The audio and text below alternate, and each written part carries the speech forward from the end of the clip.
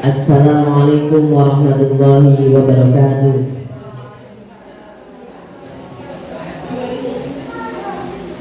Innal hamdalillah nahmaduhu wa nasta'inuhu wa nastaghfiruh wa na'udzu billahi min shururi anfusina wa min sayyiati a'malina may yahdihillahu fala mudilla lahu wa may yudlil fala hadiya lahu. Asyhadu an la ilaha illallah wa asyhadu anna Muhammadar Rasulullah. Allahumma shalli ala sayyidina Muhammad wa ala ali sayyidina Muhammad. Puja dan syukur marilah kita panjatkan kepada Allah SWT atas berkat limpahan rahmat hidayahnya sehingga kita bisa berkumpul di pagi hari ini di Masjid Baitul Hufat ini untuk kajian pada pagi hari ini tanpa halangan suatu apapun. Shalawat serta salam semoga selalu tercurah kepada Nabi besar Muhammad SAW, kepada keluarganya, kepada sahabatnya, dan kepada orang-orang yang selalu istiqomah di jalannya sampai yaumul qiyamah kelak. Jamaah kajian Baitul Hufat yang kami hormati, perkenankan saya di pagi hari ini menjadi pembawa acara pada pagi hari ini. Perkenankan saya untuk membacakan susunan acara pada pagi hari ini.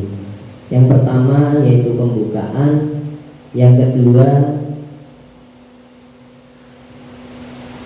tilawah Al-Quran bersama-sama, yang ketiga yaitu pengajian dari Ustadz Sigit, yang keempat pertanyaan, tanya jawab, dan pembagian tugasnya. Yang selanjutnya, yang terakhir yaitu penutup. Marilah pada pagi hari ini kita buka acara pada pagi hari ini dengan bacaan basmalah bersama-sama. Bismillahirrahmanirrahim.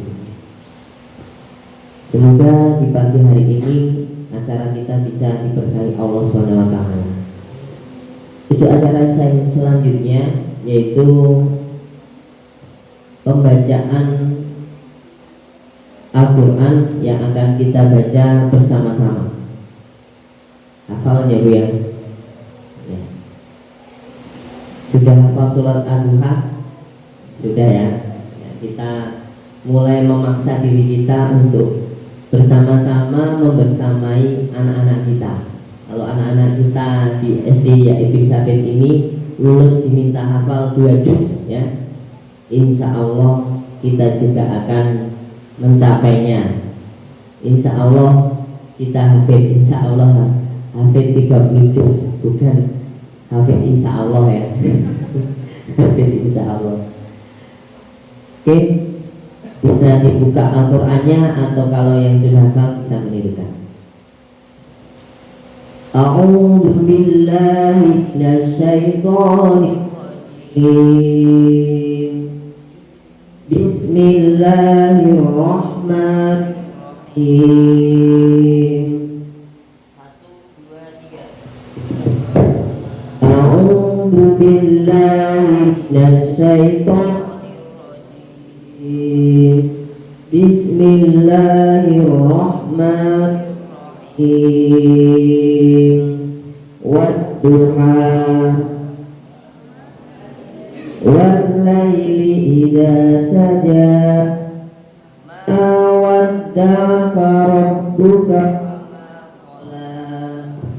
walal akhiratu khairun minal ula sawfa yu'tika rabbuka fatarda alam yajidka yatiman fa'awa wa wajadaka dhalan fahada wa wajadaka 'ailan fa'aghna fa ammal yatima fala taqhar wa ammas sa'ila فلا تنهر وأما بنعمة ربك فحدث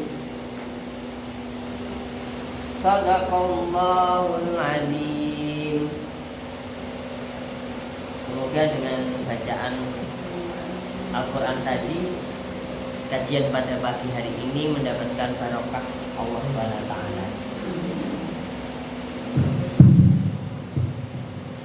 Oke, untuk selanjutnya sebelum acara kita ini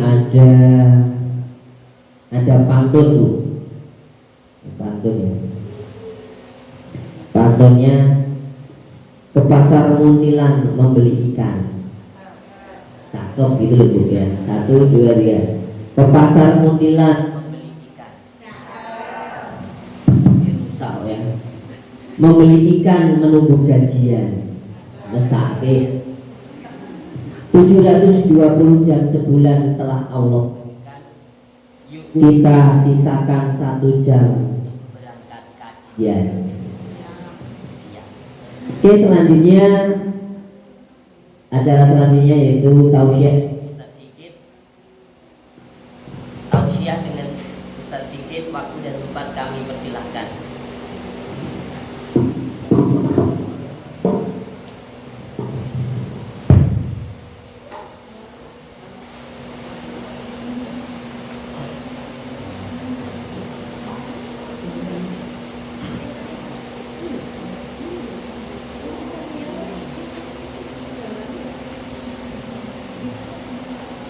Bismillahirrahmanirrahim. Assalamualaikum warahmatullahi wabarakatuh.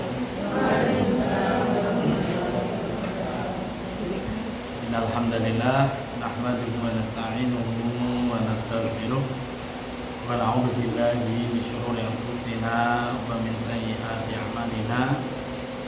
Innahu may yahdihillahu fala mudilla lahu wa may yudlil fala hadiya lahu. Asyhadu an la ilaha illallah asyhadu anna Muhammadan abduhu wa rasuluh alladzina rasulah wa la nabiyya ba'da. Alhamdulillahirabbil alamin. Ibu-ibu dan bapak-bapak, wali murid, kebanyakan wali murid ya. Wali murid sekolah dasar ISTIT Zaid bin Sabit. Alhamdulillah pada pagi hari ini kita diberikan oleh Allah nikmat untuk menambah ilmu, hadir di majelis kajian Ahad pagi. Semoga kehadiran kita di tempat ini bisa menjadi amal kebaikan, bisa menjadi catatan timbangan nanti di hari kiamat dengan timbangan yang bisa membawa kita kepada kebaikan yang lebih. Sebagaimana yang disampaikan di pamflet itu bahwa untuk pagi ini kita akan mengkaji tentang mendidik anak sebelum menikah. Mungkin kalau kita lihat secara tekstualnya itu aneh, belum punya anak tapi sudah harus tahu cara mendidik. Tapi kalau kita lihat dari kacamata Islam, dan ini sudah saya sampaikan dulu di kajian awal, bahwa pendidikan itu, tarbiyah anak-anak dimulai dari sebelum menikah. Jadi pendidikan anak itu dimulai dari ketika anak-anak itu masih di tulang sulbinya bapaknya. Maka ada seorang ulama alim itu pernah mengatakan, aku mendidik anak-anakku sebelum Allah melahirkan mereka ke muka bumi, ke dunia ini. Jadi ketika dia sholat, dia niatkan dengan sholat itu untuk mendidik anaknya. Jadi ketika dia sholat malam misalnya, itu dia niatkan juga untuk mendidik agar anaknya itu nanti terbiasa sholat malam. Bahkan ada seseorang datang kepada Malik ibn Nabi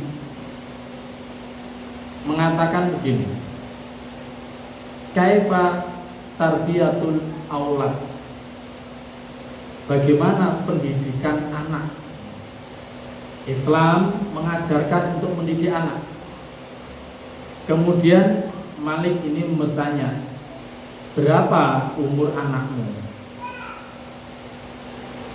Orang ini kemudian mengatakan 4 bulan. Ulama Malik ini mengatakan, fatat ka tarbiyah, kamu sudah kehilangan kesempatan untuk mendidik anak. 4 bulan. 4 bulan itu kan anak-anak masih bayi. Tapi ketika ditanya kaifat tarbiyah, bagaimana pendidikan Islam? Ulama ini mengatakan, berapa umur anak 4 bulan? Fatat tarbiyah, kamu sudah kehilangan kesempatan untuk mendidik anak-anak. Jadi pendidikan Islam mendidik anak-anak itu dilakukan sebelum bapak dan ibunya menikah. Karena juga di dalam syariat kita, di dalam ajaran Islam, keluarga itu memiliki peran penting. Jadi keluarga itu bukan hanya untuk mempertemukan seorang laki-laki dan seorang wanita, tetapi lebih daripada itu, keluarga adalah sebuah madrasah, sekolah. Perannya sangat penting baik dalam tarbiyah maupun dalam taklim. Ketika rumah-rumah muslimah tidak bisa berperan menjadi madrasah bagi anak-anak, maka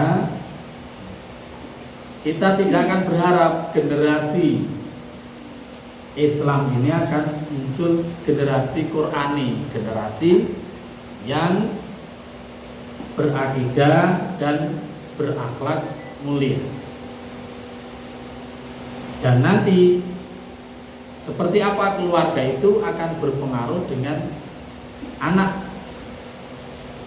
Bagaimana orang tua bermuamalah dalam keluarga, nanti anak-anak akan tersibuk dengan perilaku orang tua tersebut.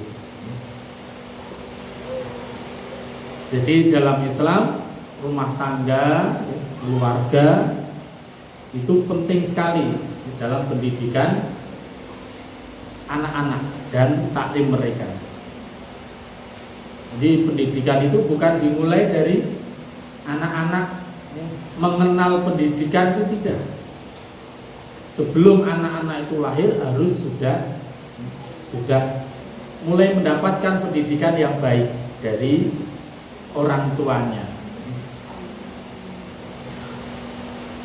Kalau kita lihat dalam sirah Rasulullah SAW, peran terbesar dalam Islam ini adalah peran keluarga Rasulullah SAW itu sendiri.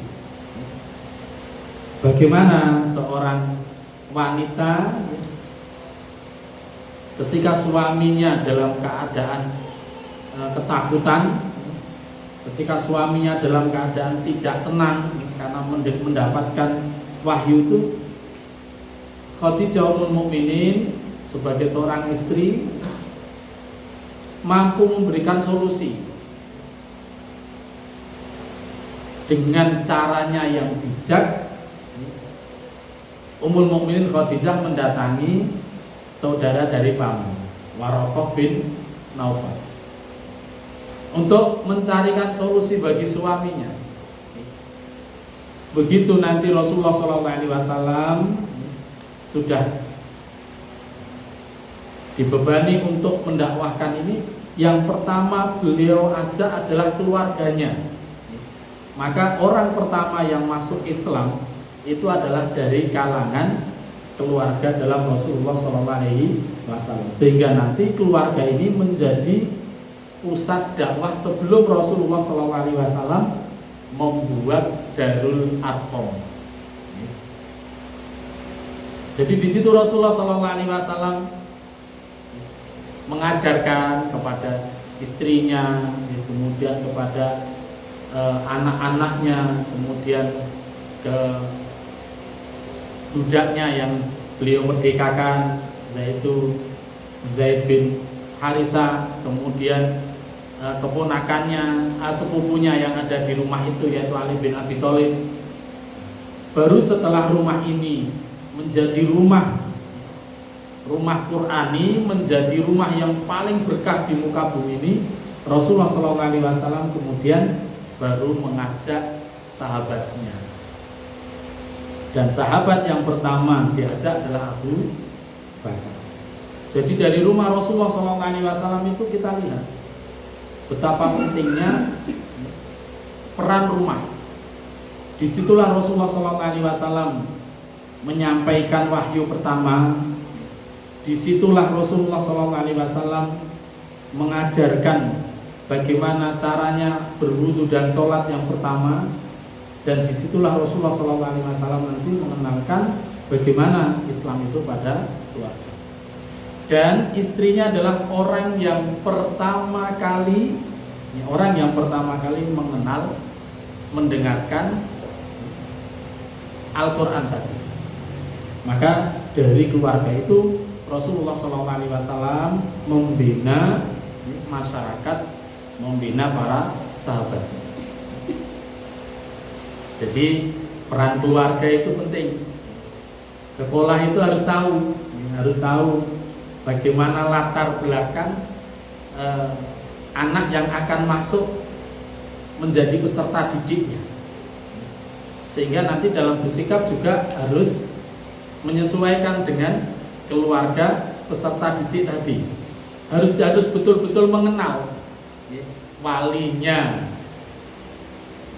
siapa, itu bapak atau ibunya, dan bagaimana pendidikan kedua orang tuanya, bagaimana itu harusnya sekolah itu mengenal dengan baik, sehingga nanti ketika anak-anak itu menjadi peserta didik, masalah-masalah yang kita hadapi harus kita selesaikan sesuai dengan kondisi keluarga tersebut. Maka banyak sekali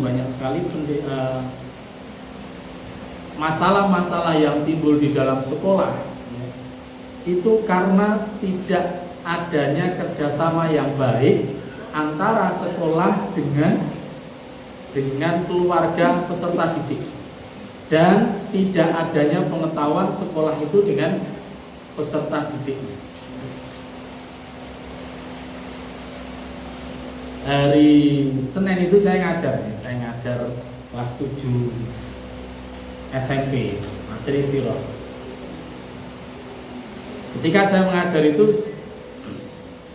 selesai, saya sampaikan, anak-anak saya minta untuk menulis, mencatat, karena sekarang ini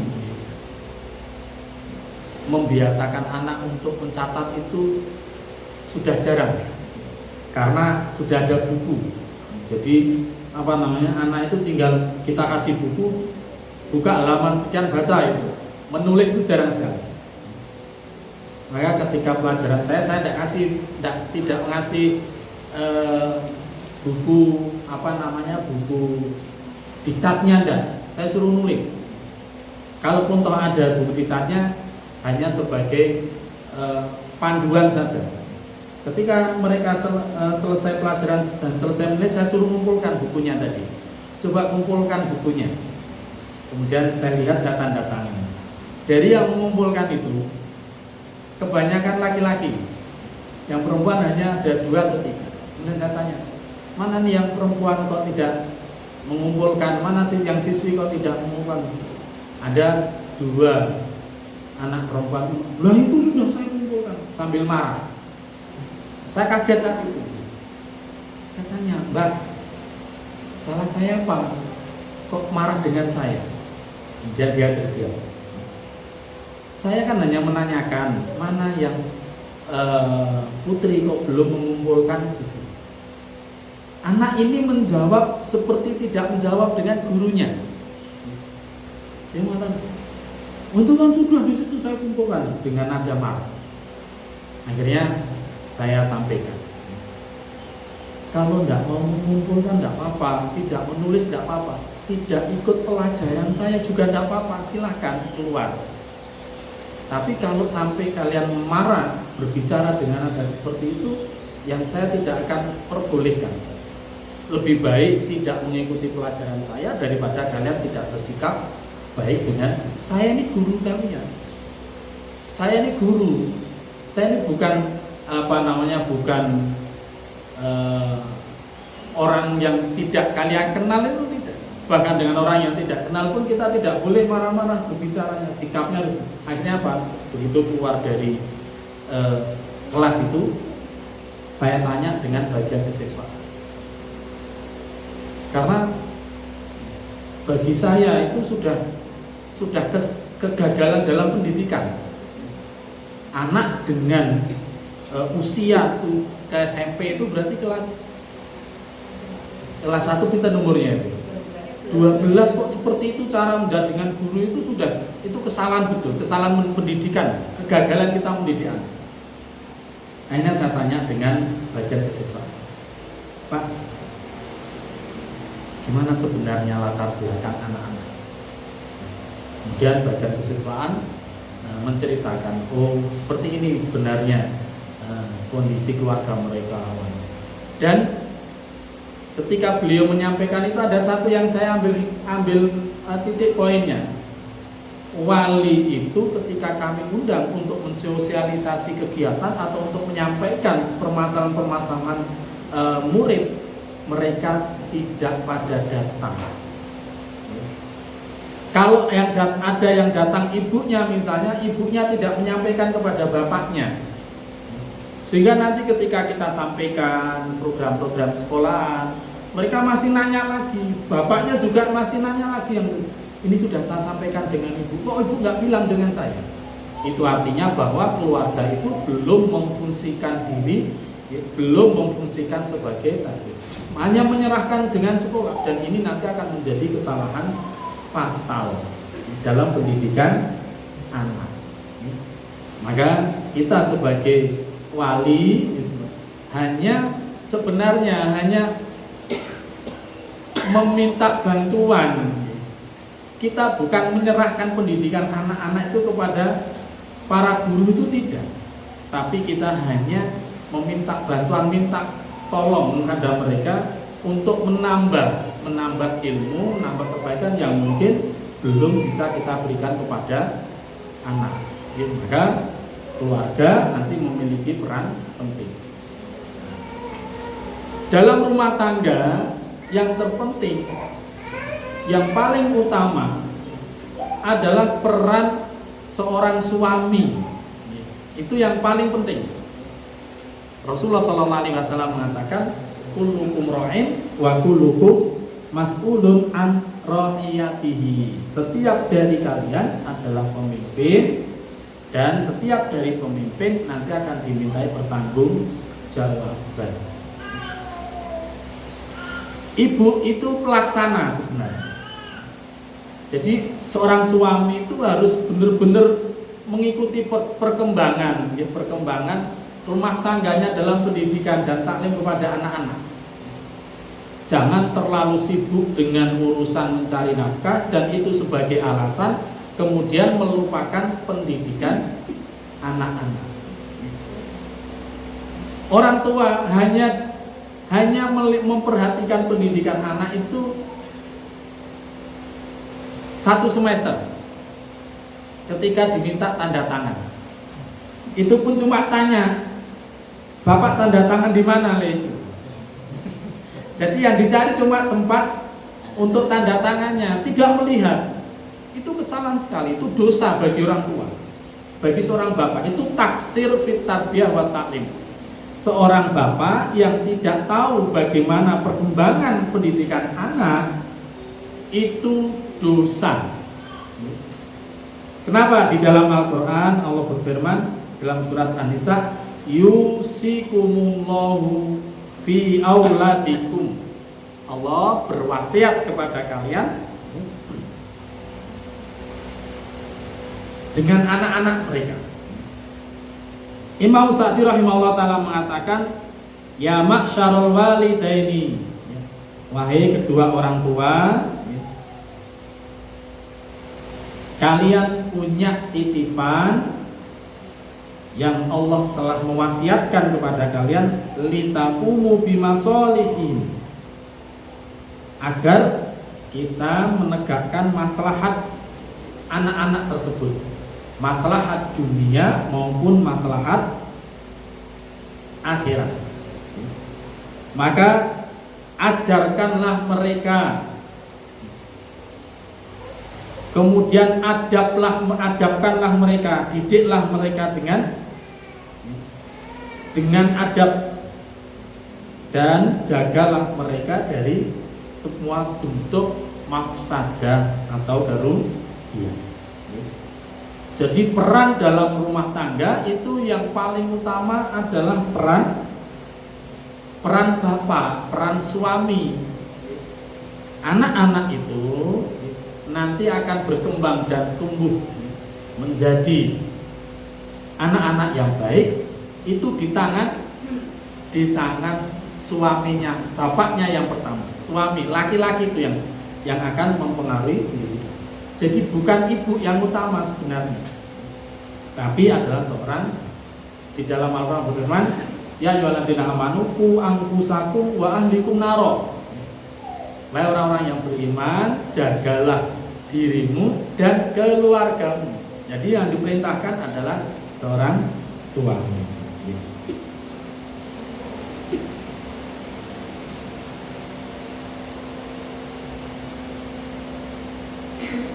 Dalam surat At-Tahrim ayat yang ke-6. Dalam hadis Rasulullah SAW, Rasulullah bersabda, "Ma min abdin", tidak ada seorang hamba pun, "yastar'ihillahu ra'iyah", Allah memberikan amanat, Allah memberikan kepemimpinan, wayamutu yauma yamut, kemudian dia meninggal, pada hari dia meninggal itu, wa huwa ghas li ra'iyatihi, dan dia berlaku curang dengan yang dipimpinnya, illa haramallahu alaihi jannah, maka kecuali Allah akan mengharamkan baginya surga. Di antara bentuk kecurangan seorang pemimpin adalah dia tidak memperhatikan apa yang menjadi tanggung jawab hak yang dia pimpin. Kalau skalanya rumah tangga, maka dia tidak memperhatikan hak-hak istri maupun hak anak. Kalau dalam skala bernegara, maka presiden itu kalau tidak memperhatikan hak-hak rakyatnya, baik hak yang berkaitan dengan kehidupan mata pencariannya, kemudian kehidupan sosialnya, dan juga tidak bertanggung jawab dengan kehidupan tarbiyah taklim rakyatnya, maka itu termasuk bos, orang yang seorang pemimpin yang berbuat curang. Maka nanti peran seorang suami itu menjadi pokok dasar dalam rumah tangga. Seorang ibu itu hanya pelaksana. Jadi nanti yang mengontrol sebenarnya adalah seorang bapak.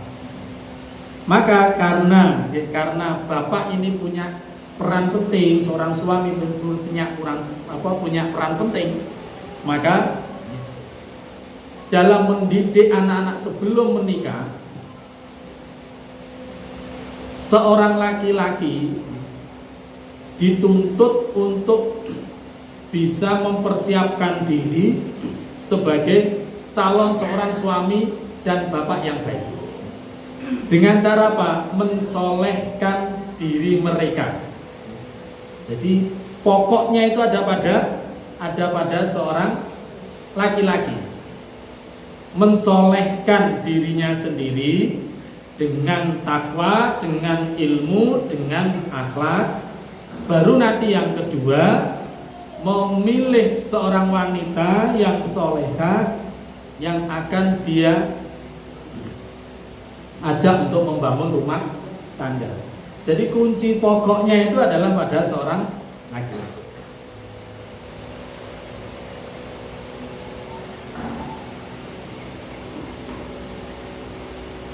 Maka seorang laki-laki itu dituntut untuk benar-benar mempersiapkan diri sebelum menikah. Jadi kalau dia mau menikah, bukan hanya manis tato amin kumul ba'ah di situ hanya sekedar dia sanggup untuk membiayai keluarganya nanti, tetapi juga dia harus mempertimbangkan apakah dia sudah sanggup untuk mendidik keluarganya. Kalau belum sanggup untuk mendidik keluarganya, belum punya mental untuk menjadi kutuah, meskipun dia sudah siap secara finansial, maka dia tidak boleh melakukan pernikahan itu. Kalau dia belum bisa menunjukkan akhlak yang baik, belum bisa membekali diri dengan ilmu tentang bagaimana dia mendidik anaknya, hanya bisa bisa mencukupi kebutuhan, itu lebih baik dia jangan menikah dulu. Karena apa? Karena nanti perannya bukan hanya sekedar mencukupi kebutuhan keluarga, yang utama itu adalah bagaimana menyelamatkan keluarganya tadi dengan pendidikan, dengan tarbiyah yang baik, dengan taklim yang baik dari siksa api neraka. Itu tujuan. Bagaimana nanti seorang rumah tangga itu akan baik, bagaimana ibunya akan baik, bagaimana anak-anak akan baik kalau suaminya sendiri itu belum bisa menjadikan dirinya baik sebagai qudwah.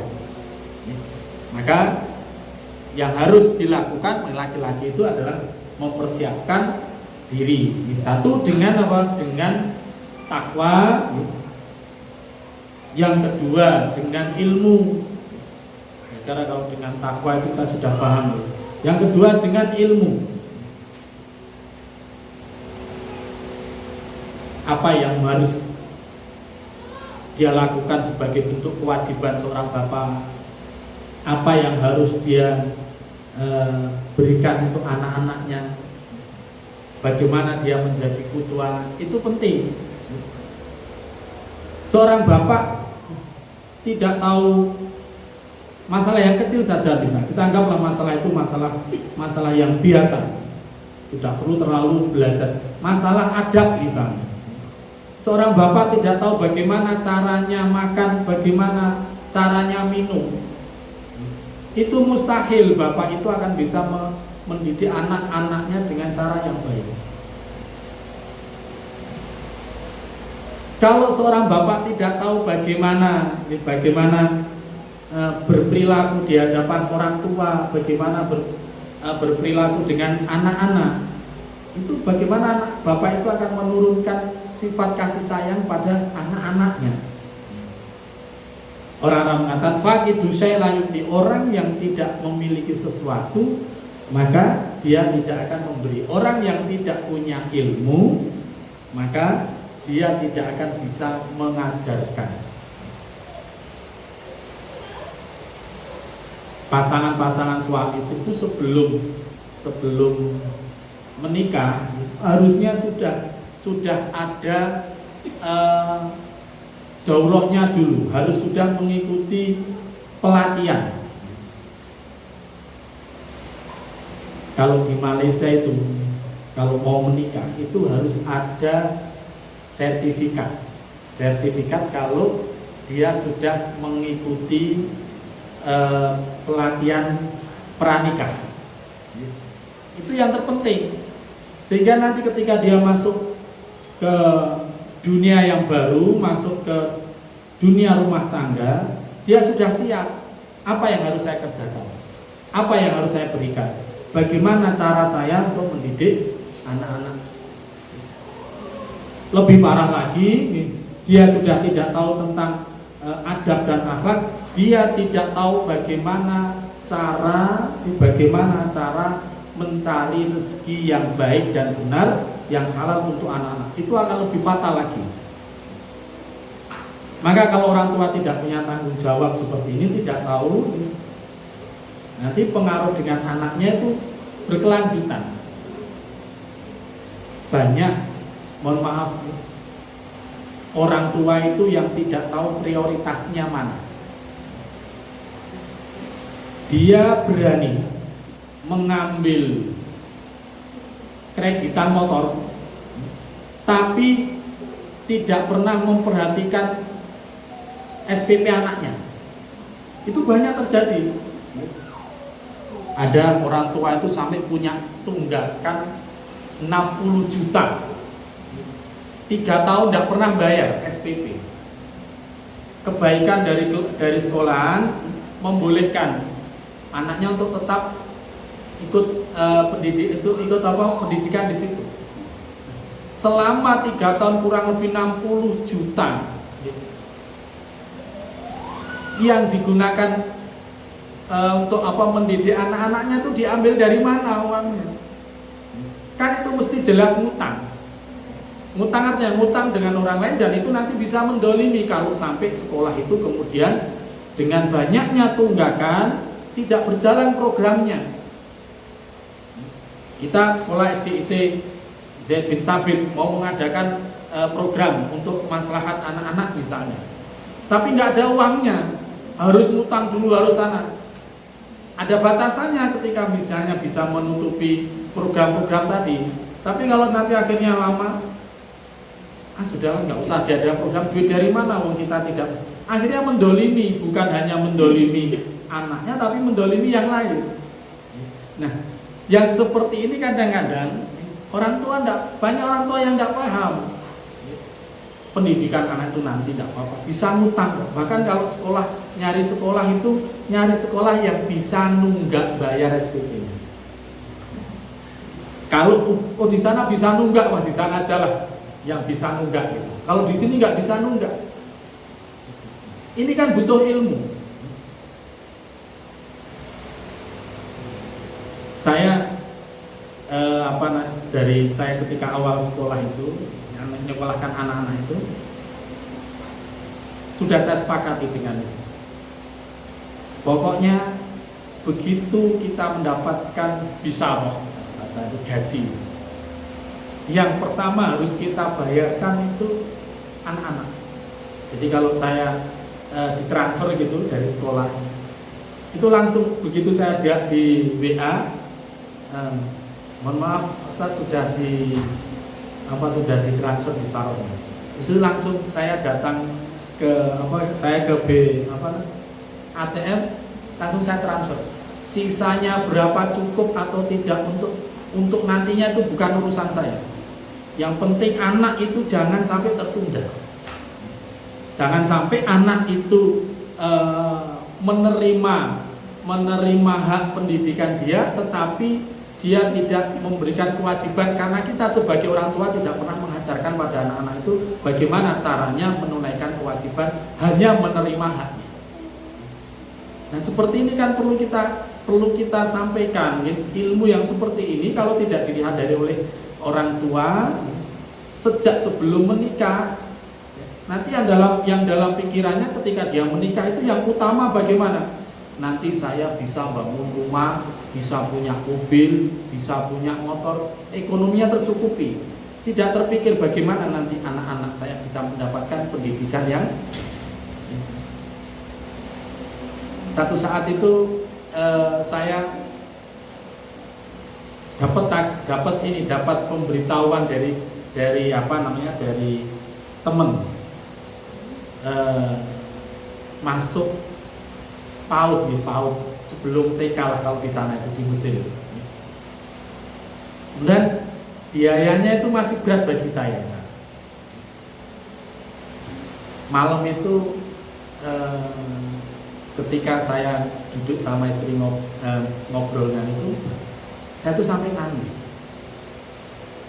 Ya Allah, lah kalau takut saja kita sudah tidak bisa memenuhi haknya membayar biaya yang tepat, nanti bagaimana dengan anak-anak kita kalau sudah pendidikannya lebih tinggi. Jadi harus yang kita khawatirkan itu bagaimana dengan pendidikan. Jadi seorang anak, kalau seorang laki-laki kalau sudah tahu bahwa nanti tujuannya itu adalah bukan hanya masalah ekonomi dalam rumah tangga, tetapi yang terpenting adalah tarbiyah, maka nanti dalam kehidupannya yang dia pentingkan pertama adalah pendidikan tadi. Maka kalau kita mendapatkan anak-anak itu kok tidak perhatian dengan sekolahnya, tidak, itu kita lihat keluarganya. Biasanya bapaknya pun juga tidak pernah perhatian dengan pendidikan, tidak tahu berapa yang harus dibayar kecuali sudah datang tagihan.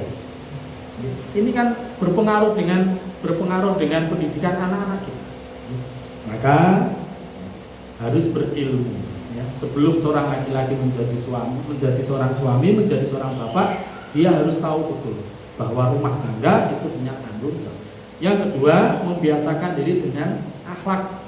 Jadi seorang laki-laki sebelum dia masuk ke dunia rumah tangga, sebelum menikah, itu harus sudah membiasakan diri dengan akhlak. Tujuannya adalah untuk apa? Untuk mendidik anak-anak tadi. Anak-anak yang akan lahir dari tulang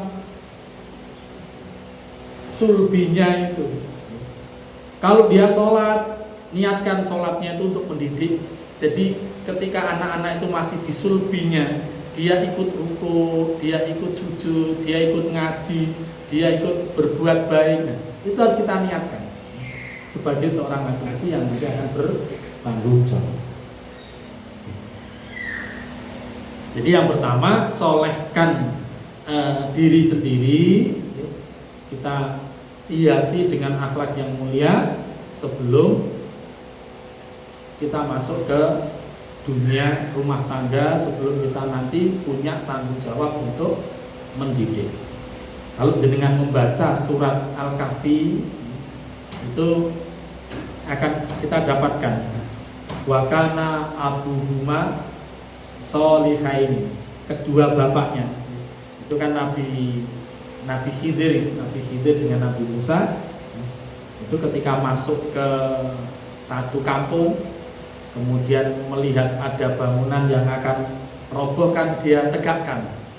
Padahal saat itu orang-orang ketika diminta air minum, artinya minta jamuan, tidak ada yang mau memberi. Nabi Musa kan kaget, kenapa aku harus menegakkan rumah itu, sedangkan orang-orang saja kita minta air minum tidak memberi. Apa jawaban Nabi Khidir? Wa kana abuhuma sholihain, kedua bapaknya itu kedua orang tuanya itu adalah orang-orang yang soleh. Maka Allah ingin mengeluarkan kanzuhuma, yang harta ditinggalkan oleh kedua orang tuanya bagi anak mereka. Dalam tafsir disebutkan bahwa abuhuma sholihaini, kedua bapaknya soleh itu bukan bapak kandungnya, tapi bapak dari keturunan dari derajat yang ketujuh, berarti sudah jauh. Tapi karena kesolehan kakek-kakeknya itu, kakek neneknya, orang tuanya orang tua dulu, maka Allah ingin memberikan rahmat dari kesolehan itu kepada dua orang anak. Maka kalau kita ingin punya anak yang soleh, ya kita ingin punya anak yang berbakti, maka solehkan dulu diri kita. Dan nanti kalau kita ingin punya keturunan yang soleh, selain anak kita, cucu kita, maka kita solehkan anak-anak. Karena apa? Keturunan soleh itu harus menjadi cita-cita seorang laki-laki yang soleh. Robbi habli minas solihin. Karena itu harta kita yang nanti akan menjadi penyelamat. Yang kedua, pendidikan sebelum pranikah ini adalah memilih seorang wanita yang akan menjadi pendamping hidupnya, menjadi istrinya. Ini penting sekali. Laki-laki yang baik ketika tidak mendapatkan pendamping yang baik, kebaikannya juga tidak akan bisa menular kebaikan kepada anak-anaknya. Laki-laki yang baik, kemudian dia mendapatkan istri yang baik, itu baru kebaikannya akan bisa diturunkan kepada anak-anak. Suaminya baik, laki-laki itu baik, pokoknya sekolah dulu, istrinya tidak baik, sekolah rasa larang-larang, sekolah itu yang penting anak dapat ijazah misalnya. Akhirnya apa? Tujuan suaminya untuk menjadi anak baik ini kandas karena tidak sepakat dengan istrinya. Maka seorang laki-laki jangan hanya memikirkan ketika akan menikah itu yang sesuai dengan kriteria hawa nafsunya. Boleh-boleh saja seorang laki-laki memilih wanita yang akan dia nikahkan, yang akan dia nikah itu dengan kriteria nafsunya itu boleh-boleh saja. Almarhum tukakum di wanita itu dinikahi karena dia cantiknya, boleh-boleh saja. Tetapi Rasulullah SAW mengatakan fatwa bidzatid taribat ya. Utamakan agamanya. Kenapa? Karena tadi bahwa rumah tangga itu bukan hanya sekedar untuk menyalurkan nafsunya saja, tidak, tetapi rumah tangga itu adalah untuk mencetak generasi-generasi yang bisa menjadi penerusnya. Jariahnya itu bukan hanya dengan harta, tapi dengan ilmu yang kita wariskan kepada anak. Nah, ini kan harus kerjasama antara suami dengan istri. Maka suami, seorang laki-laki harus selektif. Rasulullah SAW mengatakan takhayyaru linutfatikum, pilihlah yang akan menjadi calon nutfah. Bahkan Rasulullah SAW mengatakan iyyakum wa hadro'id diman. Hadro'id diman itu nama. Ada yang pernah mendengar hadis ini? Tidak. Iyyakum wa bukan hadro'id diman. Hadro'id diman itu kata Rasulullah SAW al-husanah, wanita-wanita yang baik tapi lahir di lingkungan yang buruk, di mamban isu.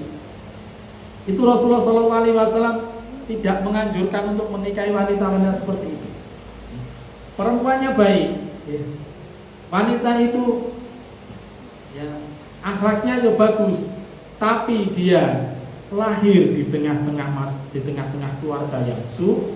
Itu Rasulullah SAW mengatakan iyyakum, jauhilah kalian khadra'ud diman, wanita-wanita yang baik tapi lahir dari lingkungan yang tidak baik. Jadi memilih seorang wanita itu penting bagi laki-laki, dan harusnya standarnya bukan hanya wajah, malah justru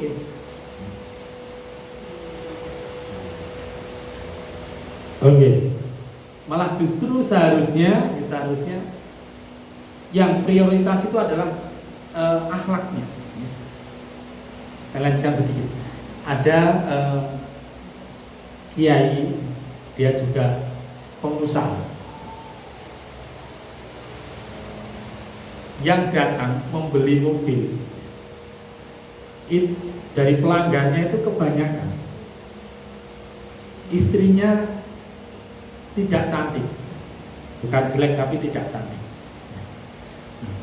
Ketika ditanya kenapa kok cari istri ya, mereka lebih mementingkan kepada perilakunya daripada hanya menuruti standar hawa nafsu. Kenapa? Karena mereka lebih percaya dengan istri-istri mereka. Jadi laki-laki itu jangan hanya nanti melihat sisi fisiknya, tetapi nanti yang harus dilihat adalah agamanya, perilakunya, dan lihat bagaimana ilmunya. Karena Rasulullah SAW juga mengatakan cerikai wanita-wanita hamko itu wanita-wanita yang, mohon maaf kalau bahasa kita itu bodoh. Jadi pendidikan itu juga harus dilihat. Meskipun nanti dalam fikihnya sekufu itu yang dituntut adalah dari laki-laki. Bapak dan Ibu rahimakumullah, saya kira saya cukupkan sampai di sini nih. Jadi pentingnya kita mempersiapkan diri karena kita sudah terlanjur menikah, jadi sudah fasenya sudah lewat. Maka yang penting sekarang adalah bagaimana kita mempersiapkan anak-anak itu. Jadi kalau kita nanti yang sudah dikaruniai anak-anak yang siap untuk menikah, itu jangan hanya menyampaikan kepada mereka tentang pernikahan saja, tapi juga artinya tentang kehidupan sosial setelah menikah. Tapi juga yang terpenting adalah kesiapan anak-anak itu untuk mendidik anak-anak mereka nanti. Saya kira ini yang saya sampaikan, kurang dan lebihnya saya mohon maaf. Ada monggo kalau ada yang mau ditanyakan. Terima kasih kepada Ustaz Sigit yang telah memberikan ceramah pada pagi hari ini. Cara selanjutnya yaitu sesi tanya jawab. Ya, ini tak sediain banyak hadiah Ustaz. Nah, ini enggak gratis nih Ustaz. Biar mereka besok bawa orang tiga orang lagi jamaah di sini. Oke, untuk selanjutnya mohon untuk pertanyaan apabila ada yang masih kurang jelas ya, banyak sekali yang bisa tadi disampaikan dan banyak ilmu. Bapak Islam mengajarkan mendidik anak itu sebelum menikah 4 bulan ya saya. Sebelum apa tadi ada seorang alim terus ditanya sama seseorang mendidik anak itu bagaimana menurut Islam gitu ya tadi. Terus ditanya berapa umur anakmu? Oh 4 bulan. Terus dijawab lagi, oh kamu sudah kehilangan waktu 4 bulan dalam mendidik anak. Nah kita sementara kita yang di sini ini anak-anaknya udah ada yang umurnya 12 tahun misalnya, 12 tahun, 7 tahun, kita sudah banyak kehilangan waktu ya Ustaz. Bagaimana semoga kita terus bersamai sama Ustaz mengajarkan kita, mendidik kita kajian pasca menikah ini Ustaz berarti. Monggo untuk pertanyaan. Monggo.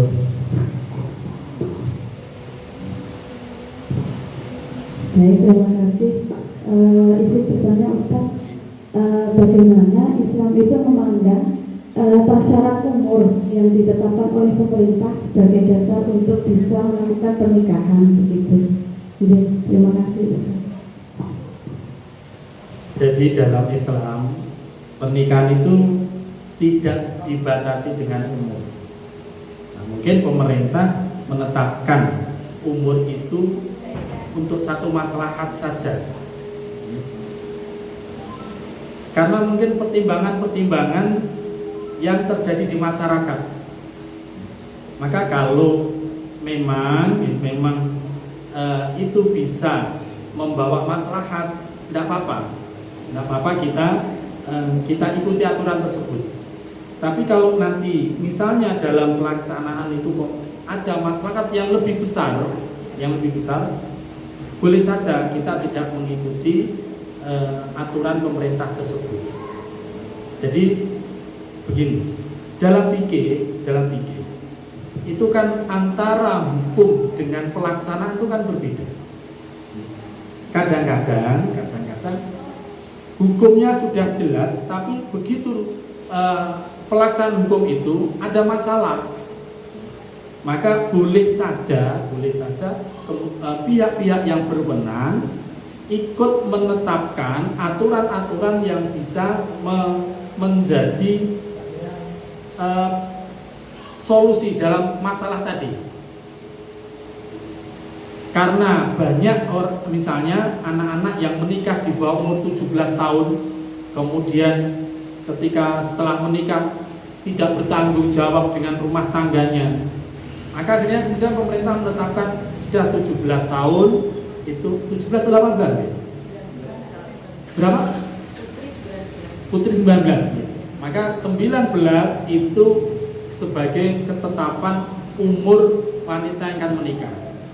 Sehingga nanti kalau terjadi masalah yang disebabkan oleh rumah tangga dan ketika menikah sebelum umur itu pemerintah tidak mau bertanggung jawab, itu boleh saja, silahkan monggo, tidak apa-apa. Tapi kalau misalnya kita melihat anak putri kita sebelum 19 tahun tapi sudah punya kemapanan untuk menikah menjadi seorang ibu, sudah dari sisi akhlaknya, kemudian dari sisi ilmunya sudah siap, tidak apa-apa kita nikah. Jadi kalau saya memandang aturan pemerintah itu hanya sifatnya aturan yang berkaitan dengan urusan-urusan pemerintah, atau nanti boleh kita masukkan dalam himbauan. Kita boleh saja tetap mengambil kebijakan ketika melihat anak-anak kita itu. Saya kira seperti itu. Di Yaman itu anak-anak perempuan itu belum sampai, anak-anak perempuan belum sampai umur 19 tahun sudah dinikahkan. Umur 12 tahun itu sudah nikah, 13 tahun itu sudah nikah. Hanya yang jadi masalah nanti ketika mereka kemudian mengatakan Islam tidak menghargai seorang wanita. Kenapa menikahkan di usia muda? Itu yang salah. Karena apa? Islam itu agama yang paling pas, yang paling tepat untuk mengatur kehidupan seorang manusia. Dan di dalam Islam tidak ada aturan kapan wanita itu baru boleh menikah. Yang terpenting dia sudah siap dan mampu untuk melaksanakan kewajibannya sebagai seorang istri, bisa menunaikan hak suaminya, itu sudah boleh. Benar ya? Karena kan nanti dalam rumah tangga ada masalah-masalah yang tidak bisa diselesaikan kecuali dengan pengadilan. Maka kalau menikahkan anak sebelum umur yang ditetapkan oleh pemerintah kan tidak sah menurut pemerintah, sehingga tidak akan diberi buku nikah. Nanti kalau ada masalah, mengajukan masalah-masalah itu harus ada buku nikahnya. Kalau tidak diakui. Nah itu yang dimaksud oleh pemerintah. Nonton, saya kira gitu. Kalau masih ada dua pertanyaan lagi. Terima kasih, langsung saja. Saya pernah mendengar bahwa tidak ada kewajiban bagi seorang wanita untuk menikah. Itu bagaimana penjelasannya, Ustaz? Jadi menikah itu hukum asalnya sunnah. Hukum asalnya sunnah. Boleh saja baik laki-laki maupun wanita tidak menikah. Boleh-boleh saja. Tetapi nanti secara kasuistik hukum menikah akan berbeda-beda. Kalau dia tidak menikah tetapi dia tidak bisa menjaga menjaga dari kemaksiatan dengan tidak menikah tadi, maka dia tidak boleh untuk tidak menikah, harus menikah. Bahkan dalam talak saja, kalau seorang laki-laki dia mentalak istrinya, sedangkan dengan mentalak istrinya itu dia tidak bisa menjaga dari kemaksiatan, maka hukum mentalak istrinya menjadi haram. Jadi kalau dia mentalak istrinya, kemudian setelah dia talak, dia tidak bisa nikah lagi, atau dia tidak bisa menjaga diri dari kemaksiatan, maka hukum mentalaknya menjadi haram. Nah, menikah juga begitu. Asal usul pernikahan itu sunnah. Rasulullah SAW mengatakan, an-nikahu sunnati faman raghiba an sunnati falaysa minni. Menikah itu sunnahku. Tuntunan para nabi-nabi itu juga menikah. Rasulullah mengatakan dalam hadis yang lain, hubbiba ilayya min dunyakum atib wan nisa. Yang disenangkan dari dunia kalian bagiku itu adalah minyak wangi dan wanita. Jadi itu menjadi jalan para rasul, sunnahnya para rasul. Faman raghiba an sunnati, barang siapa yang tidak mau enggan dengan sunnahku ini, falaysa minni. Tapi bukan berarti maknanya banyak ulama-ulama kita, ulama-ulama salaf yang tidak menikah, ataupun ulama-ulama khalaf. Imam Nawawi itu juga tidak menikah. Tapi mereka bisa menjaga diri, tidak menikah. Mereka produktif dengan belajar. Mereka tidak menikah karena mereka sibuk dengan ilmu. Maka kalau dia kok tidak bisa menjaga diri dari kemaksiatan, kemudian dia tidak menikah, maka tidak menikahnya itu haram hukumnya. Tapi kalau dia tidak menikah dan itu tidak menjadikan dia jatuh ke hal-hal yang maksiat, artinya dia bisa menjaga diri, maka boleh. Jadi ada nanti hukumnya menjadi wajib, ada menjadi haram, ada yang menjadi mubah. Jadi sifatnya kasuistik.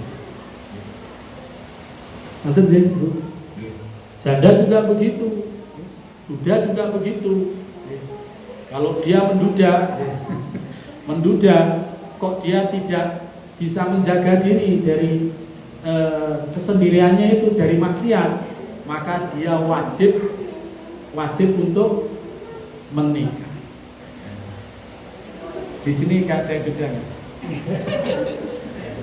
Kalau yang belum nikah, tidak ada. Ada. Oh, yeah. Nanti kalau perkara, kalau perkara nggak dapat jodoh itu masalah lain. Yang penting harus sudah punya niat, punya keinginan. Nanti sudah punya niat, punya keinginan untuk menikah, Allah akan datangkan jodohnya. Karena menikah itu bukan dengan cara manusia, menikah itu dengan caranya Allah. Menikah dengan cara Allah itu maksudnya bagaimana? Mungkin kita sudah berharap dengan ini ASN, mapan, wong apik, misalnya gitu. Itu cara kita. Ternyata enggak jodoh, berarti bukan cara Allah untuk menjodohkan kita. Sudah. Nanti kalau sudah saatnya, nanti kan akan datang. Ya, jadi yang belum menikah tidak usah khawatir. Meskipun sekarang prosentasenya lebih besar. Saya ngajar di setain asrama sama pegawai-pegawai yang baru di bias itu, setiap kali satu gelombang itu yang wanita, yang perempuan itu ada 15, laki-lakinya 1, 2. Saya tanya, ini yang Ahmad ini belum menikah, belum semua Ustaz. Terus laki-laki cuma 2 ya, kadang cuma 1, kadang tidak ada. Ya. Meskipun persaingan ketat, tapi kalau jodoh dia pasti akan datang. Nonton ya? Insyaallah. Satu pertanyaan lagi. Ini Ustaz. Oh iya.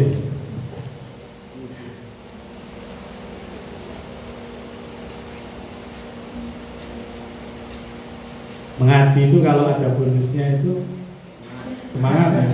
Saya kemarin ngaji hari Ahad yang lalu itu di daerah Kuntini itu Gamping itu. Iya monggo dilanjut. Gege monggo. Tadi kalau disampaikan tadi kan ketika kita sekarang udah nikah itu kan sebenarnya itu sudah terlambat ya Ustaz. Berarti kita termasuk orang tua durhaka. Seperti tadi kan kalau menjadi apa ya, kita kan akhirnya wah ternyata kita mungkin banyak hal yang kita masih kurang gitu ya, dan mungkin nanti ada apa ya setelah kita kan udah terlambat, jadi mungkin nanti ada dari Ustaz di apa ya, mungkin kita harus bagaimana gitu ya. Kemudian yang kedua, kalau sekarang itu kita lihat fenomena gitu ya Ustaz, ada yang kalau daripada mungkin ya daripada nanti, kalau selain kita tahu ya pacaran itu kan nggak boleh gitu ya. Kalau misalnya tadi kan disampaikan kita harus punya ilmunya banyak sekali, dan mungkin secara ilmu belum siap, tapi daripada nanti kalau pacaran malah dosa gitu ya. Jadi bagaimana dengan dilema seperti itu Ustaz? Mungkin itu dari saya. Wassalamualaikum warahmatullahi wabarakatuh. Iya, waalaikumsalam. Jadi meskipun sudah telat, tetap harus kita lakukan perbaikan pendidikan yang baik untuk anak-anak kita. Malayudrok ulu layudrok julu. Yang tidak bisa kita dapatkan, kita kerjakan keseluruhan, maka jangan ditinggalkan parsialnya. Apapun yang sudah berlalu, ketika kita belum tahu ilmunya, maka kita minta ampunan kepada Allah, karena kita termasuk orang tua yang durhaka. Jadi durhaka itu bukan hanya anak, tapi juga orang tua. Orang tua itu bisa durhaka. Apa orang tua durhaka? Seorang laki-laki yang tidak mencarikan ibu yang soleh, yang soleha. Boleh ibu neng diskotik, itu durhaka. Ada anak itu ketemu nong di ombian, ketemu karo ibu nong hiburan dangdutan misalnya, itu sudah termasuk durhaka. Ketemu dengan ibu di mana? Oh biar kayak ngaji, nah, itu di majelis taklim, nah itu termasuk durhaka orang tua dengan anak. Tidak memberi nama yang baik. Anaknya dikasih nama Xiaomi. Ada itu, saya dulu punya murid itu satu kelas, anaknya aneh-aneh. Sampai saya pernah nanya, Bapak Bapak duta besar? Enggak. Terus Ibu dosen? Enggak. Ibu saya pedagang, Bapak saya juga pedagang. Loh, kamu kok bisa namanya nama Itali ngoten iki? Apa kayak Rudolfo itu model-model gitu. Itu sudah termasuk termasuk durhakanya orang tua dengan anak. Ada pernah seorang anak datang, seorang bapak datang pada Rasulullah SAW dan, ya Rasulullah, anakku durhaka. Kemudian anaknya dipanggil, kamu kenapa durhaka dengan orang tuamu? Kata anaknya, bapak durhaka dulu. Kenapa bapakmu durhaka? Loh, bapak tidak mencarikan seorang ibu yang soleha, tidak memberikan nama kepadaku nama yang baik, dan tidak mengajarkan padaku maka meskipun fatatna at-tarbiyah, pendidikan itu sudah kita kehilangan banyak, tetap harus kita mengajarkan pada anak-anak. Kita ganti yang kehilangan yang dulu belum sempat, dengan sisa yang ada kita berikan yang belum bisa kita berikan dulu. Jadi jangan telat, tidak, meskipun sudah telat tapi tetap memberi. Yang kedua, Kalau dia sudah siap untuk menikah tapi belum tahu ilmunya, ya harus kita ajarkan dulu. Jangan sampai akhirnya apa? Mereka menikah tidak tahu apa yang harus mereka lakukan setelah mereka menikah. Menikah baru 3 bulan, 4 bulan cerai. Menikah baru 1 tahun sudah pisah. Kenapa? Karena dua-duanya tidak saling tahu dengan ilmu, tidak memahami pernikahan itu seperti apa. Dikiranya nanti wis nikah enak gitu, isinya ming seneng tur seneng. Ternyata tidak. Menikah itu tanggung jawab. Menikah itu bebannya semakin berat. Saya dulu ketika menikah, kemudian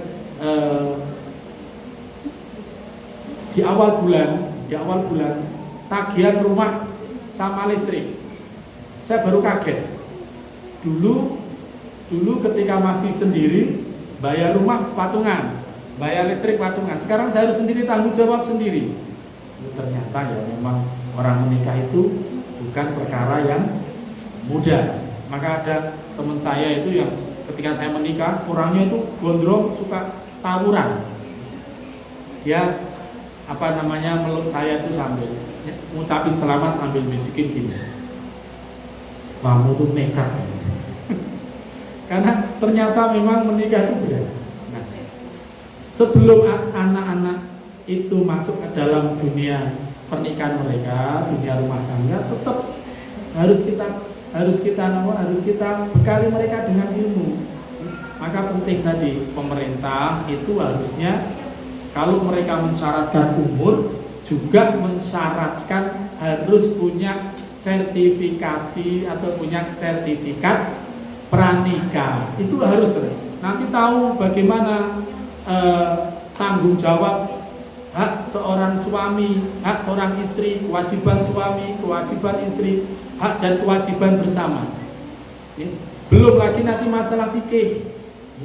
Ada suami yang dengan mudah saja mengucapkan kalimat talak itu, sampai akhirnya apa? Istrinya sudah ditalak lebih dari 10 kali, masih saja satu rumah. Ini kan bahaya sekali, bahaya sekali. Maka tetap harus ya, kalau belum siap secara ilmu, takut nanti mereka pacaran, ya jangan pacaran. Kita kasih ilmunya, ya kita sampaikan bekal-bekal yang bisa nanti dijadikan sebagai landasan untuk memulai kehidupan rumah tangga, sehingga rumah tangga bisa istiqomah, ayem, tentrem.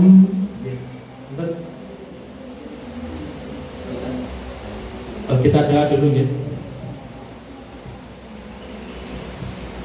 Bismillahirrahmanirrahim. Astagfirullah. Allahumma lakal hamdu kama yanbaghi li jalali wajhika wa 'azimi sultanik. Allahumma lakal hamdu hamdan thayyiban mubarakan fihi. Allahumma lakal hamdu hamdan yuwafi ni'amahu wa yukafi'u mazidah. Allahumma inna nas'aluka bi kulli ismin huwa laka sammaita bihi nafsaka aw anzaltahu fi kitabika aw ista'sartahu bi ilmil ghaibi indak. Allahumma inna nas'aluka bi anna nashhadu annaka anta Allahu la ilaha illa anta wahdaka la syarika lak al-ahadus samad alladzi lam yalid wa lam yulad wa lam yakul lahu kufuwan ahad. Rabbana fir lana wa liwalidayna warhamhuma kama rabbawna shighara. Rabbana ighfir lana wa liwalidayna warhamhuma kama rabbawna shighara. Rabbana ighfir lana wa liwalidayna warhamhuma kama rabbawna shighara. Rabbana hab lana min azwajina wa dhurriyyatina qurrata a'yun waj'alna lil muttaqina imama. Rabbana hab lana min azwajina wa dhurriyyatina qurrata a'yun waj'alna lil muttaqina imama. Rabbana hab lana min azwajina wa dhurriyyatina qurrata a'yun waj'alna lil muttaqina imama. Allahumma ij'alna min muqimis shalah, Allahumma ij'alna wa min dzurriyyatina muqimas shalah, Allahumma ij'alna wa min dzurriyyatina muqimas shalah, Allahumma waffiq auladana fi dirasatihim, Allahumma waffiq auladana fi ta'allumihim, Allahumma waffiqhum lima tuhibbu wa tardah, Allahumma waffiqhum lima tuhibbu wa tardah, Allahumma waffiqhum lima tuhibbu wa tardah, Allahumma a'inna fi tarbiyati auladina, Allahumma a'inna fi tarbiyati auladina, Allahumma a'inna fi tarbiyati auladina, Allahumma rzuqna rizqan halalan thayyiban, Allahumma rzuqna rizqan halalan thayyiban, Allahumma rzuqna rizqan halalan thayyiban. Subhanakallahumma wa bihamdika asyhadu an la ilaha illa anta astaghfiruka wa atubu ilaik. Wa akhiru da'wana anil hamdulillahi rabbil alamin. Saya kira ini yang bisa saya sampaikan, kurang dan lebihnya saya mohon maaf. Semoga Allah selalu memberikan hidayah, petunjuk, kekuatan kepada kita, rezeki yang halal untuk mendidik anak-anak kita menjadi anak-anak yang soleh, menjadi generasi yang mengenal Allah, mengenal Rasulnya, dan ikut andil dalam perjuangan Islam ini. Bila itu Assalamualaikum warahmatullahi wabarakatuh. Terima kasih kepada Ustaz Sigit yang telah menyampaikan ceramahnya pada pagi hari ini. Semoga bisa bermanfaat untuk semuanya. Untuk selanjutnya, ini ada sedikit pembagian door prize. Ini yang tadi Bu, ini ya ada sponsor dari apa ini, dari Umroh untuk nyuci bajunya. Ini Bu siapa yang bertanya tadi? Ya. Terus selanjutnya ini ada hadiah door prize untuk pertanyaan. Ya. Oh, siapa yang bisa hafal surat Ad-Duha? Monggo. Ya. Oh itu. Silakan Bu, itu mic-nya. Nih mau minta yang mana? Nih ya, yuk. Mbak Eka, Mbak Eka. Wah, hafal ini ya.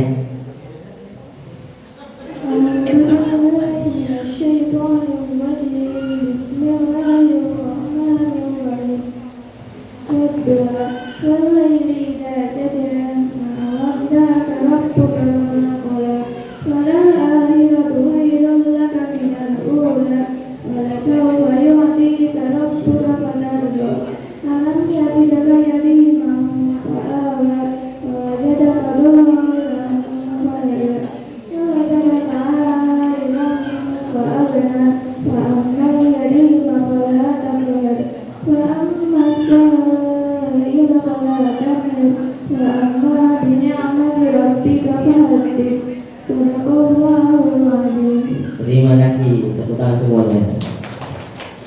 Untuk pertanyaannya selanjutnya, tadi yang Ustaz Sigit sampaikan, siapa yang menulisnya? Ayo, ada yang nulis?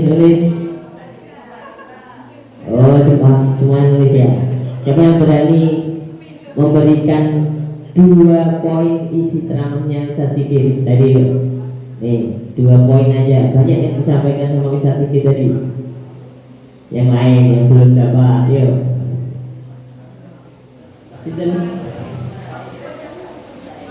Yuk. Monggo. Yuk. 2 poin yang disampaikan Ustaz Sigit, banyak sekali sih tadi.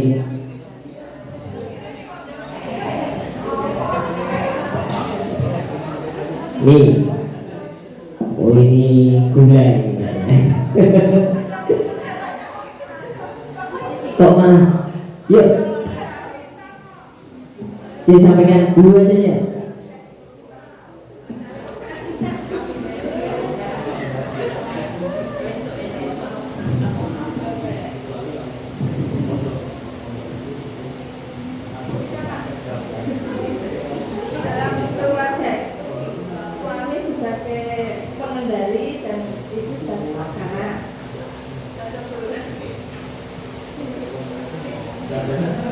Seorang laki-laki sebelum menikah harus mempersiapkan diri tidak hanya materi tapi ilmu untuk mendidik keluarganya, terutama anak-anaknya untuk menjadi soleh dan akhlak baik. Amin. Tepuk tangan semuanya. Gateke ora ya. Tadi dikira nggak gateke oh. Gateke ya. Nih. Terus selanjutnya pertanyaannya gampang. Sebutkan 3 guru mata pelajaran di Yayasan Sabit. Ya, jangan muridnya dong, ibunya. Nah, yuk, yang lain yang belum jawab. Ada guru-guru di SD itu namanya siapa? Bu ini. Nah, yuk, ya, yuk yang belum, ya, yuk ambil mic-nya. Ya, 3 guru. Pak Yasin bahasa Jawa, Bu Ulfa bahasa Inggris, Pak Soeb olahraga. Ya, terima kasih. Nek lah akal seneni nih, hadiahnya apa ini? Ya. Nih. Besok bawa 3 orang untuk ikut pengajian sini, oke? Untuk selanjutnya ya. Siapa yang datang paling awal selain saya? yang lain, yang paling datang paling awal. Siapa? Putri yang awal mau dia mempersiapkan di sini. Jadi jamaah ini lah. Ya. Ini Mbak Dewi.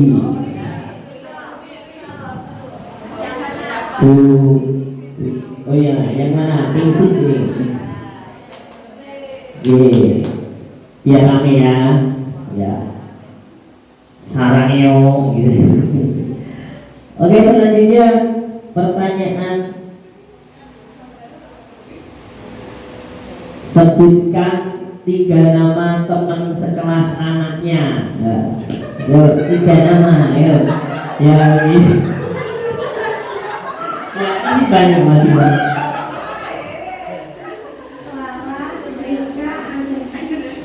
Benar itu ya?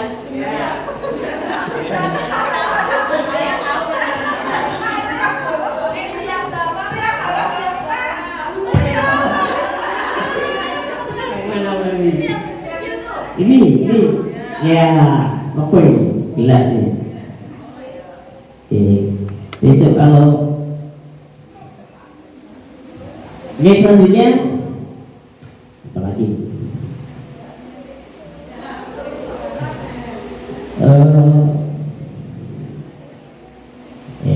Tadi saya sedikit menyampaikan orang yang tidak punya titik-titik maka tidak akan dijawab apa? Orang yang tidak punya sesuatu maka tidak akan.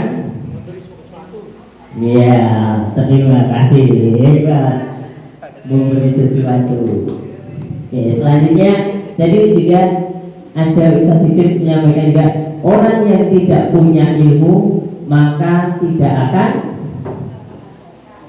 mengajarkan. Tepuk tangan. Ya. Nih. Ini kalau nggak MC nggak gatek ini. Terus apa lagi tadi? Nah, seorang pria sebelum menikah, 1 membiasakan dengan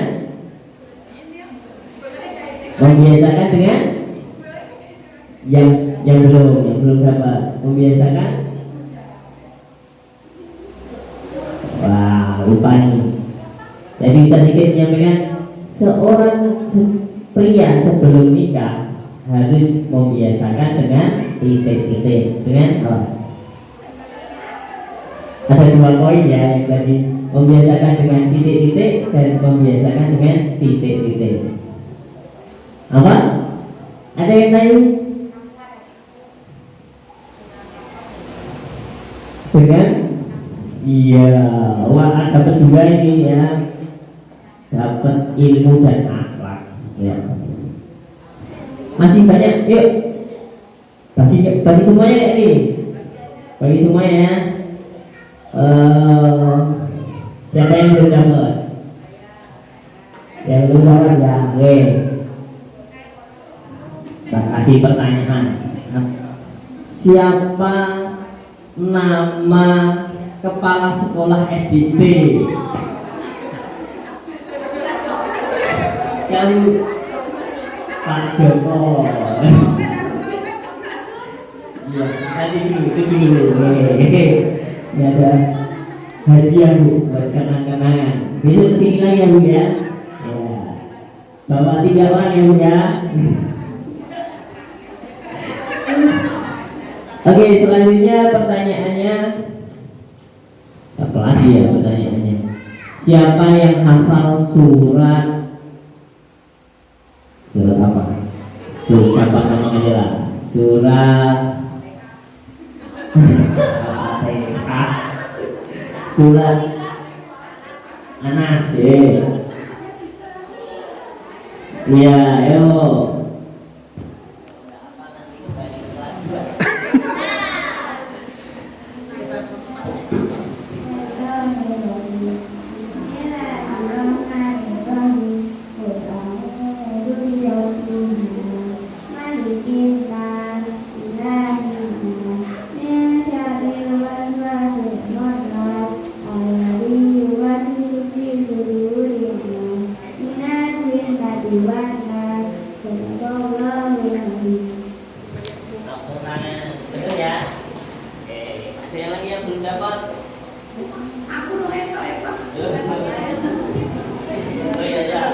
Bu Sri tak kasih ya. Bu Sri itu yang pertama kali masuk ke sini ya. Bodoh Weda ya. Kita kasih apa ini? Semoga bermanfaat. Masih 3 lagi.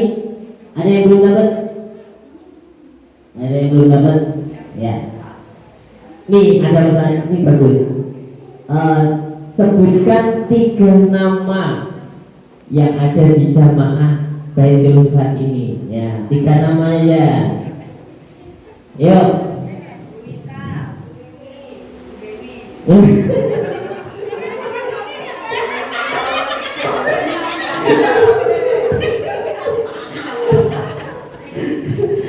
Oke, terima kasih. Siapa lagi ya pertanyaannya? Oke, siapa nama guru bahasa Inggris di SDIT ya? Siapa? Tidak ada apa. Masih 2 lagi ya. Siapa? Mau lagi? Siapa yang mau? Oh enggak. Adik mau gini sini. Kalau mau ke sini. Sini. Oh enggak berani. Siapa hafal surat Al-Falaq? Ayo, hafal lo kamu ya, ayo. Bismillahirrahmanirrahim. A'udzu birabbil falaq. Min syarri ma khalaq wa min syarri nafasati fil 'uqad wa min syarri hasidin idza hasad.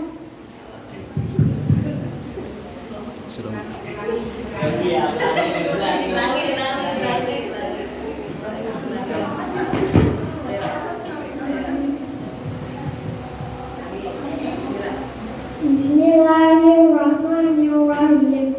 Qul a'udzu birabbil falaq. Min syarri ma khalaq wa min syarri ghasiqin idza waqab wa min syarri nafasati fil 'uqad wa min syarri hasidin idza hasad. Ya, nanti diulang lagi ya sama Umi ya.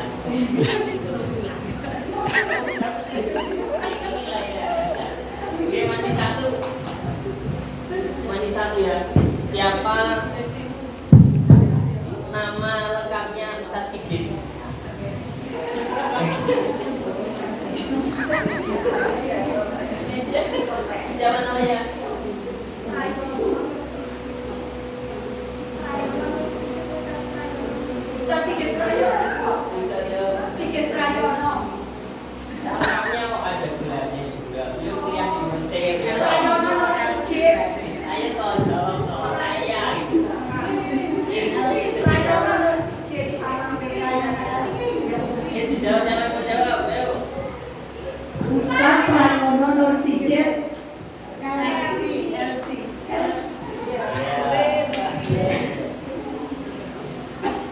Ya, masih satu ini lagi. Itu masih kurang itu. Ya.